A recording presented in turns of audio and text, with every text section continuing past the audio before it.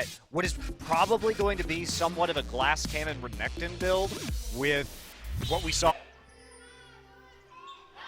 Indeed. From this distance, unfortunately, it's probably indeed nothing strange happening yet. Kuro getting better to how Rox Tigers plays team fights. Oh, here we go. It's already down to half HP. TP's not yet been burned. Smeb waiting in the brush, trying to see if he needs to come in on it. Will come through straight onto that big board gorilla, taking a ton of damage, is able to get out of there with a flash. Meanwhile, Chei gets chunked out, and Kuzan goes in a little bit too deep, has to use the Sanguine Pool to get himself to safety, and that's going to be the current call from Bray. Just getting some shots in onto Trace. Not really whittling anybody down far enough. The Dragon's going to reset. Smeb goes back in to start this one up. Jin Air is still hovering in from that bottom side, 4 members, and then Kuzan split up top. Could just be an attempted smite war by Wings. Peanut's really low in the pit. They jump straight on a Wing. They blow him up. Nice first kill there for Bray. Smeb up the front line is going to get stunned by that Equilibrium Strike. Trying to get a chase on into Kuzan or Chei, who are both chunked out. The tether comes through, flash away from the Vladimir. Will keep him safe with the speed up. Shield comes through from Smeb. Gets on the Trace, a flash forward straight into the nice Q, into the W. Nicely played by Rox Tigers. They find themselves a second. Consistently hit the roots and the cocoons in this composition is see the turrets go down. In fact, in this game it's going to be Rooks, and I love wards. I love his wards because he is the ward. That's all you need. God. Kuzan, wow, look at that chain CC. Didn't even have a chance to go into the Sanguine Pool. Used Ghost too, so he's going to lose that. Kuzan goes down. That should be the turret falling in mid. What an opening for Rox. And that should easily able to get picks as they siege these objectives.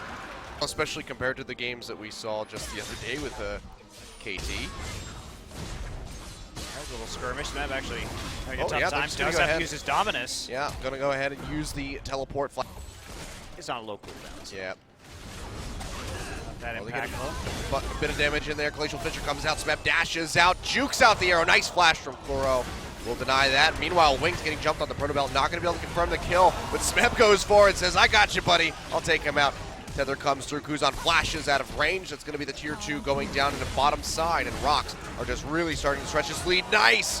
W stun on the position, and the damage is absolutely massive, particularly with the way they've itemized. Smeb dashes forward, finds Chei, locks him up straight in the cocoon. He goes down. That's going to be the inhibitor following here. Wings coming up in 5 seconds, but I don't think he can do a damn thing with his respawn. That's going to be Rox exiting. Walking in there may not be the very best idea if you are Jin Air.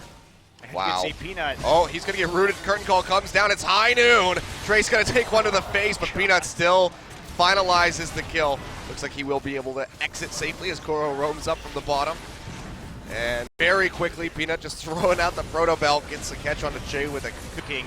Much more like the Tigers that we saw last season. Wow. Trace desperately trying to clear out the super members. They're going to have to turn on this instantly. Well, Smeb's already going to get ready. Pops that Dominus, trying to close the gap, get in. That's going to be the curtain call coming up. Chei going to take the first couple ones. They stun him up. He flashes over the wall.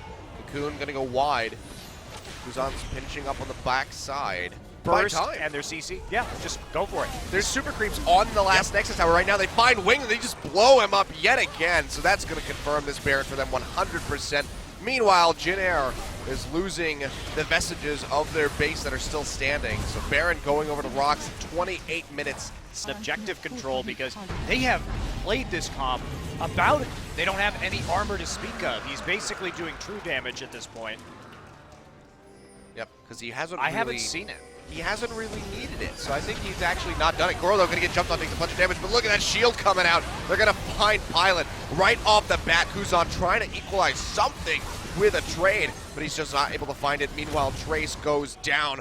A kill picked up here for Prey.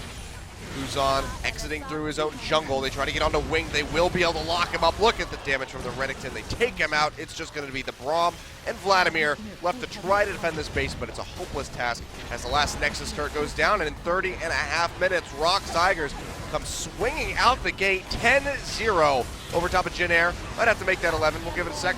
11-1 over Jin Air Greenwings. And this looks much more like the Rox Tigers that we saw in the spring season. Yes, it does. Aggressive, confident in their ability to push early game advantage. As far as whether or not they will be able to do that, we can see the damage done to champions. I mean, Jhin just basically annihilated Irelia in that last team fight. Trace really didn't have any armor to speak of to actually, he just had a chain vest at the end of that game. Yeah.